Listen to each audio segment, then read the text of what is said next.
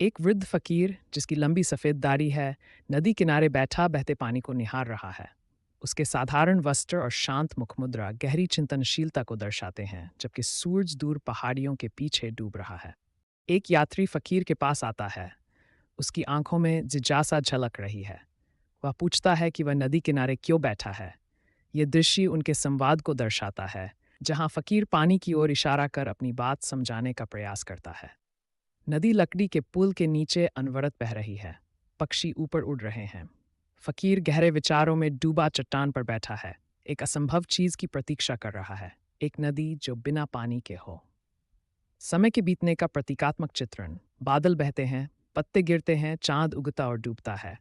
फिर भी फकीर उसी स्थान पर बैठा है, इंतजार करता हुआ, जबकि जीवन उसके चारों ओर आगे बढ़ता रहता है। फकीर के झुर्रियों से भरे चेहरे का एक क्लोजअप। उसकी आंखों में बुद्धिमत्ता और धैर्य झलकता है जब वह यात्री को अपने इंतजार का अर्थ समझाता है।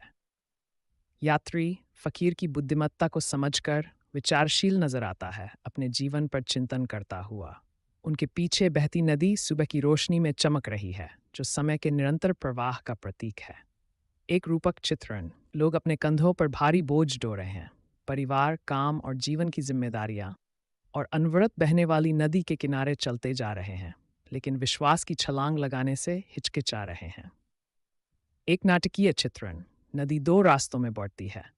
एक ओर लोग अनंतकाल तक प्रतीक्षा करते रहते हैं, और दूसरी ओर वे साहस दिखाकर नदी पार कर जाते हैं, जिससे झिझक और हिम्मत के बीच का चुनाव दर्शाया जाता है। एक आध्यात्मिक व्याख्या। फकीर अब एक दिव्य प्रकाश से आलोकित हो चुका है और पानी पर खड़ा है, ये दर्शाते हुए कि विश्वास और कर्म मिलकर व्यक्ति को सबसे कठिन नदी पार करने की शक्ति देते हैं।